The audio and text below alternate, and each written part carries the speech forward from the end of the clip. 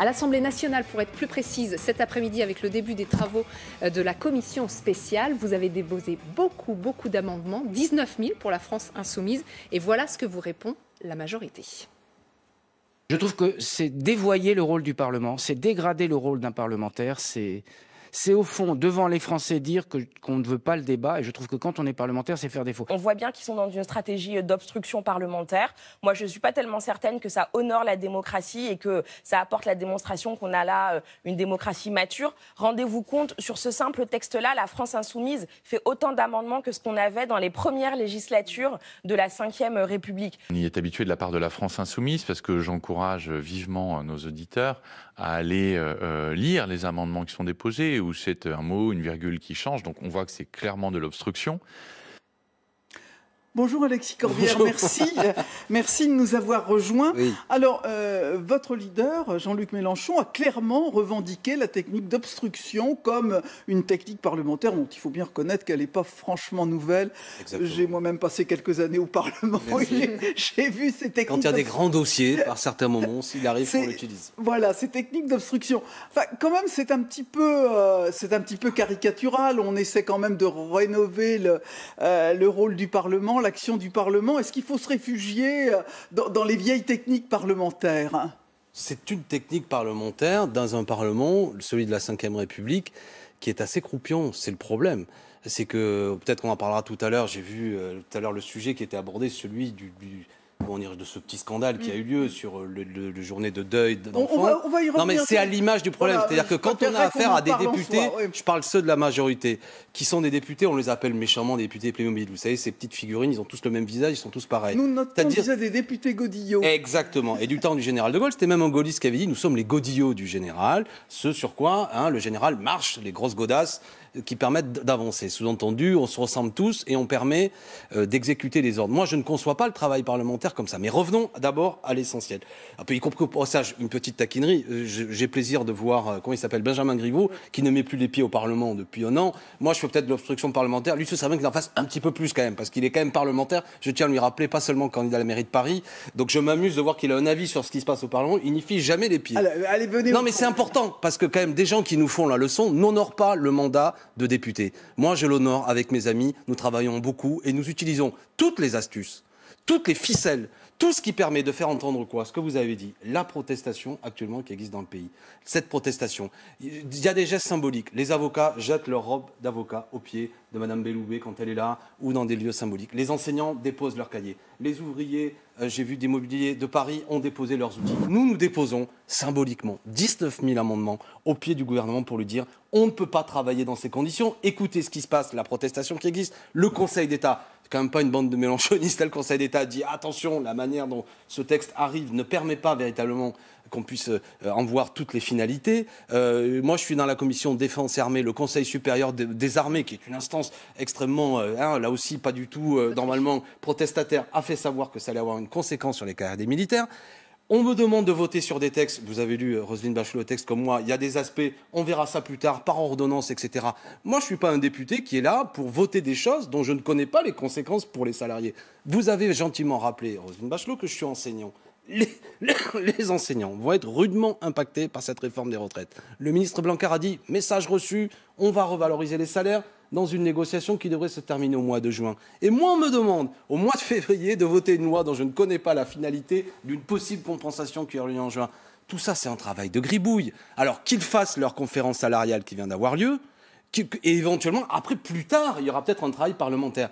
C'est le coup de force qu'ils veulent nous imposer. Nous, le petit outil qu'on a, c'est, puisque vous voulez nous, coup de force, voilà 19 000 amendements pour créer une ambiance de travail. Voilà. Bon, il y a quand même une stratégie que vous revendiquez d'ailleurs clairement, qui est une stratégie d'obstruction qui est bien connue. Maintenant, certains, y compris dans l'opposition, vous reprochent de ne pas suffisamment peut-être parler du fond et que cette technique d'obstruction, justement, empêche de parler du fond. Est-ce qu'on pourrait... Fabien Roussel, secrétaire national du Parti communiste, n'est pas du tout d'accord avec cette manière de faire et lui, il y souscrit absolument pas.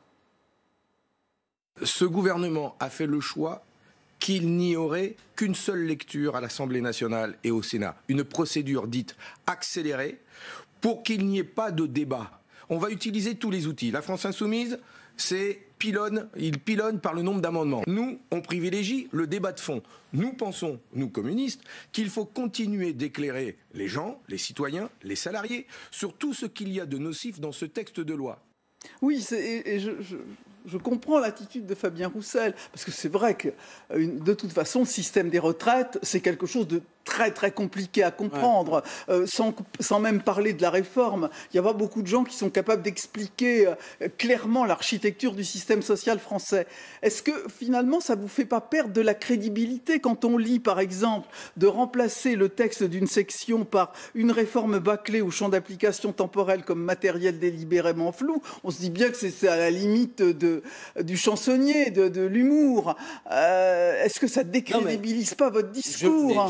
Je répète, peut-être que je ne suis pas convaincant, que ce qui décrédibilise le travail parlementaire, c'est un texte dont on ne connaît pas les totalités des finalités quand on est parlementaire, un texte qui est décrié par le Conseil d'État, un texte... Alors perdez pas votre temps avec des amendements. Alors, non mais après, donc on est sur de la stratégie, après, qui consiste à dire quoi? Moi, je pense que je me déshonorerais si, quelque sorte, c'était le même ronronnement parlementaire pour ce texte comme sur les autres. Parce que Fabien Roussel est un ami, mais il s'est perdu d'avance sa stratégie. Qu'est-ce qu'il croit? Il croit qu'il va convaincre quelqu'un à l'occasion des débats parlementaires. Il sait très bien que sa stratégie ne sera pas plus efficace. Il ne va pas me faire croire, Fabien Roussel, dont je connais les convictions, que par la magie de son verbe, il va convaincre les députés En Marche. Donc la question, c'est s'adresser... il va peut-être convaincre plus de gens dans l'opinion publique. Voilà, la question, c'est comment on s'adresse au pays. Moi, il me semble. Et notamment, que ce soit moi, Jean-Luc Mélenchon, Adrien Quatennens, et je vous en remercie, on a accès au plateau télé, et c'est là que ça se passe. C'est là le débat de l'opinion. Ceux qui me regardent doivent comprendre qu'on va vous demander de travailler plus longtemps, et maintenant les vrais chiffres sont en train de tomber, possiblement 67 ans, avec des pensions qui mécaniquement, parce que justement on vous demande de travailler plus longtemps, vont baisser. Je ne veux pas de ce projet de société. La retraite aujourd'hui est un moment d'un troisième temps de la vie. C'est plus le moment où on est un vieillard, c'est un moment où on est encore en pleine possession de ses moyens. On peut donner des moyens. Non, pardon, je n'aurais pas l'idée. Mais franchement, vous en êtes une illustration vivante. Hein, quelque part, le bachelot, c'est une mesure étalon du fait qu'on peut avoir une grande carrière politique. Non, mais c'est vrai, je vous taquine pas seulement. Une carrière politique bien remplie. Et maintenant que vous avez passé la main, il ne me semble pas que vous êtes en sous-activité. Vous faites des choses. Vous avez une tête qui fonctionne bien et le reste aussi. Et vous participez à ça. Et il y a plein de gens qui s'investissent. Bon, si le projet de société, dans une société où il y a quand même beaucoup de richesses, etc., où il y a beaucoup de gens qui ne trouvent pas de boulot, c'est dire il va falloir travailler 64, 65, 67 ans, je dis non. Mais là, je le dis non avec une force qui n'est pas seulement le non que j'ai pu faire entendre quand il y avait le débat sur l'assurance chômage, le débat sur la baisse des APL.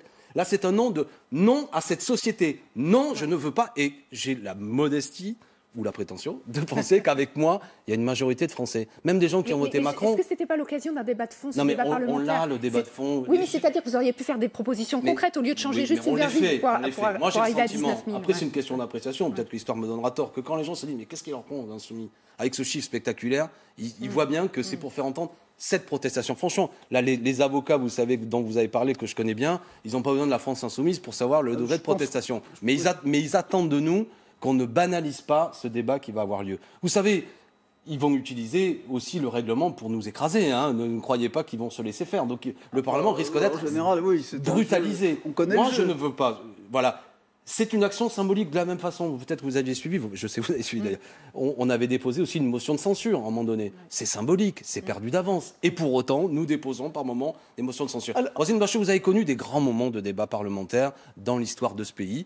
Nous ne le faisons pas sur tous les sujets, mais en faisant cela et en exacerbant des choses, en caricaturant quelque part, nous voulons envoyer le signal au pays que c'est grave, bon sang. Nous ne nous laisserons pas faire. Alors après, il y a d'autres stratégies. Fabien Roussel en dit une. Je vous ai dit un peu ce que j'en pensais. Moi, je critique pas. Hein. Je veux dire, et nous, des bons arguments, on en a. Il me semble que chaque fois que l'un d'entre nous, Adrien Quatennens, est un peu devenu le spécialiste du sujet, franchement, tous ceux qui l'ont vu à la télé peuvent pas dire, même s'ils sont pas d'accord avec Adrien, que nous sommes légers sur le dossier. On a des choses à dire. Mais là, on est dans un moment particulier. 577 personnes, des députés, dans ce Parlement déformé et faible, vont se réunir. Et moi, je veux faire entendre qu'à nous, à 17, eh bien, on utilise tous les moyens. Alors, il y a eu un autre moment fort à la fin de la semaine dans cette vie parlementaire. C'est le débat sur le congé de deuil parental avec un certain nombre de couacs. Et le week-end médiatique a été marqué par le mea culpa de Muriel Pénicaud qui a répondu à nos sur l'amendement Bricout de l'UDI qui étendait de 5 à 12 jours le congé de deuil parental. Et Muriel Pénicaud, la ministre du Travail, qui a reconnu une erreur effectivement sur notre antenne samedi soir. Nous avons reconnu que c'était une erreur. Je peux vous dire que dans l'hémicycle, il y avait beaucoup de débats sur ce sujet. Les textes, d'ailleurs, sont passés presque à moitié-moitié. Donc on a eu une attitude un peu conservatrice sur ce sujet. Mais c'était une décision collective, où on l'assume collectivement. Mais on a reconnu le vendredi qu'il y avait eu une erreur. Moi, ce que je veux faire, c'est que quelque chose qui marche pour les parents. Et il faut aller plus loin et il faut que ça marche. Et là, c'était pas clair. Le texte n'était pas clair, donc on ne pouvait pas l'accepter comme il était. Bon, c'est pas joli de faire ce qu'elle fait. Je peux en dire deux mots. Parce que moi, j'étais présent. J'ai raté un peu le début. Je suis arrivé après dans l'hémicycle. C'était François Ruffin qui a mené la bataille. C'est que le débat a eu lieu. Premièrement, sans être trop technique, c'est une journée où le groupe Les Républicains présentait un projet de loi, d'accord ? Projet de loi républicain. Une proposition. Je crois que c'était l'UDI qui présentait le. Alors le projet de loi, mais cet amendement-là, c'est. Oui, je comprends. C'était pas un texte. Vous avez raison. Continuez, excusez-moi. Donc ce texte, avec lequel moi j'ai des désaccords avec les Républicains, mais auquel nous étions d'accord. Et on a eu une violente montée contre ce texte, qui n'est pas comme ça, et où Mme Pénicaud a clairement fait entendre que la volonté du gouvernement était de dire non à ça. Et dans cet enthousiasme régressif, il y a même une députée En Marche qui a dit que nous voulions nous payer bonne conscience sur le dos des entreprises. Donc les arguments ont été échangés. Ça a été véhément. Beaucoup d'émotions a eu lieu. Des gens disant mais ça n'est pas possible de parler comme ça. Et pour autant, même quand cette députée En Marche, en soutien à la ministre du Travail, a dit que nous voulions nous payer seulement bonne conscience sur le dos des entreprises, les députés En Marche ont chaleureusement applaudi, ce qui me semblait être assez indécent. Donc on ne peut pas dire seulement que c'est à l'insu de leur plein gré. Seulement, qu'est-ce qui s'est passé ? À l'insu de leur plein gré, donc cette décision aurait été prise. Seulement, qu'est-ce qui s'est passé ? Vous existez, les gens écoutent, ça a été médiatisé, et d'un seul coup, il y a quand même une émotion qui est montée dans le pays. Alors, quand ils comprennent progressivement, ce gouvernement, que face à cette émotion, ils ne peuvent plus tenir parce que ça fait beaucoup d'émotions suscitées, là, ils reculent, et je m'en félicite. Mais la responsable, c'est la dame qui a parlé, Mme Pénicaud, parce qu'elle caporalise, c'est ça, c'est la même discussion que sur les retraites. Moi, c'est ça qui me désole, c'est que vous ne parlez pas à des gens qui votent en conscience. Vous parlez à des gens qui viennent pour obéir à des consignes qui leur sont données. La consigne, c'est toujours d'accord avec le gouvernement. Bon, voilà. En l'occurrence, sur ce dossier... En l'occurrence, sur ce dossier et sur d'autres, il y a de plus en plus de chimie dans la majorité. Non, mais alors, précisément, on en a combien ? J'ai vu l'autre jour, on a quand même plus d'une vingtaine de députés En Marche qui sont en train de se libérer et de quitter le groupe En Marche. C'est la seule liberté qu'ils ont. Soit tu te tais... Et à l'époque, Chevènement disait tu fermes ta gueule ou tu démissionnes. Là, en l'occurrence, c'est ils se taisent, je ne vais pas reprendre l'expression triviale, ou ils quittent le groupe. Alors, ils sont quand même de plus en plus nombreux à quitter le groupe. Mais alors là, c'est quand même le président de la République qui a rappelé sa ministre parce que manifestement, c'était pas possible. Voilà, parce que manifestement, il a un petit peu plus de capteurs dans la société que nombre de ces Playmobil, c'est méchant que je disais tout à l'heure. Non, pas d'attaque personnelle. Non, ça n'est pas justement. Ça, c'est pas sympa. En disant il y a une chose que j'ai non, mais c'est des petits jouets, mes enfants adorent ça. Écoutez, j'ai rien contre les Playmobil. Il y a une chose que j'ai trouvée contestable, pour tout vous dire, c'est que le débat, moi, je pense même qu'on pourrait aller à 15 jours, comme c'est le cas en Grande-Bretagne, et d'étendre le congé de deuil au conjoint. Parce qu'il y a des difficultés aussi considérables dans le deuil d'un conjoint. Et je pense que là, on peut avancer. C'est pas excessivement coûteux et sont vraiment des mesures d'humanité. Mais accuser un ministre qui s'est pris les pieds dans le tapis, c'est clair. Personne ne je vous laisserai pas dire ça. Elle s'est pas pris les pieds dans le tapis. D'inhumanité. Ah oui. Voilà, pardon, mais moi je vous le dis. Elle ne s'est pas pris les pieds dans le tapis. Elle était contre. Elle l'a dit clairement. Et elle a observé. C'est peut-être un point qui... Vous l'avez pas senti mal à l'aise ? Non, mais je trouve que Mme Pénicaud, de manière générale, a parfois un discours d'une brutalité sur des questions sociales, où il faut faciliter les licenciements, ça ne lui pose pas de problème. Cette dame, par ailleurs, vient de l'entreprise privée, enfin, je veux pas la... Oui, mais enfin, on peut venir de l'entreprise privée, avoir beaucoup de cœur. Oui, j'entends bien, mais enfin, que ce soit elle ou M. Pietraszewski, aujourd'hui, qui s'occupe des retraites, qui est connu comme DRH de Auchan, qui avait licencié une caissière pour quelques centimes d'euros, je connais beaucoup de gens dans le privé qui ne sont pas comme ça. Là, c'est quand même la frange la plus dure d'un certain patronat et qui a un rapport aux salariés et aux droits des entreprises qui est quand même... Bon, et voilà, ce rapport a amené à ce qu'elle a fait une erreur politique. Une fois de plus, la seule chose qui les fait bouger, c'est l'émotion dans le pays, tant mieux. Mais ça doit être un encouragement à dire, les amis qui nous regardent, faites-vous entendre, parce que parfois, quand vous faites beaucoup entendre, ça les fait bouger. Nous, au Parlement, on essaie de faire le boulot, mais s'il n'y a pas cette émotion populaire, on n'est que 17, on a perdu d'avance. Souvenez-vous-en pour le débat des retraites. Hein. Si vous êtes dans la rue, peut-être qu'on aura plus de voix. Alors, dernier sujet, je voulais vous interroger sur le Brexit, mais hop, c'est du passé. Ouais. Donc, je vais vous interroger sur l'affaire Mila.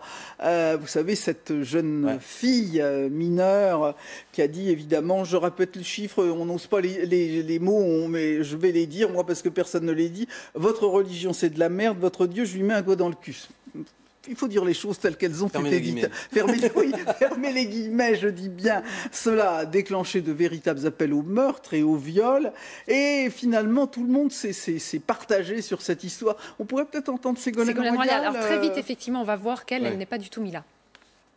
Critiquer une religion, ça n'empêche pas d'avoir du respect, ça n'empêche pas d'avoir de l'éducation, de la connaissance, aussi d'être intelligent par rapport à ce qu'on dit, et certainement pas d'ériger une adolescente qui manque de respect comme le parangon de la liberté d'expression. Sûrement pas.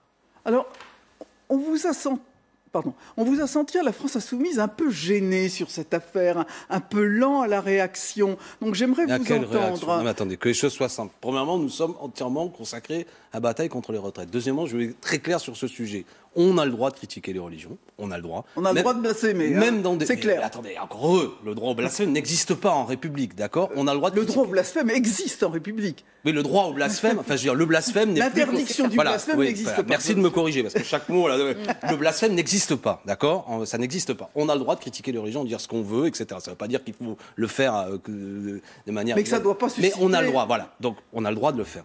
Et les chansonniers, c'est une vieille tradition, etc. Il y a des journaux, je pense à Charlie Hebdo, etc. Très bien.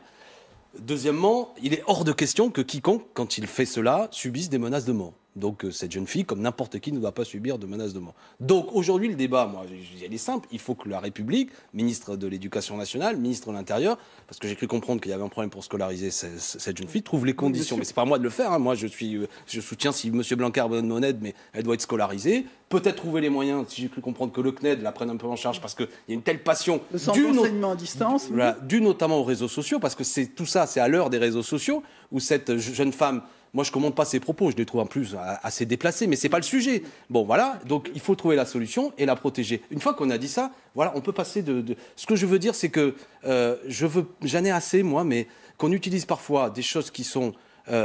insignifiante? Non, c'est pas insignifiant. C'est pas insignifiant ce que je veux dire. Mais je ne veux pas que ça serve de prétexte à quand même dire qu'aujourd'hui, la question des retraites me semble être un sujet majeur. Je me suis exprimé clairement comme nous l'avons fait tous. J'ai vu que c'est la mode de dire vous n'êtes pas clair. Moi, je peux pas dire plus clairement les choses que ce que je viens de dire là. Et de ce point de vue-là, il est hors de question qu'on soit menacé dans ce pays parce qu'on a critiqué les religions. Point final. Point final. Parfait. C'est clair. Merci, Alexis Merci beaucoup, Alexis Corbière, d'être venu. Merci beaucoup, Roselyne et Pascal Perrin.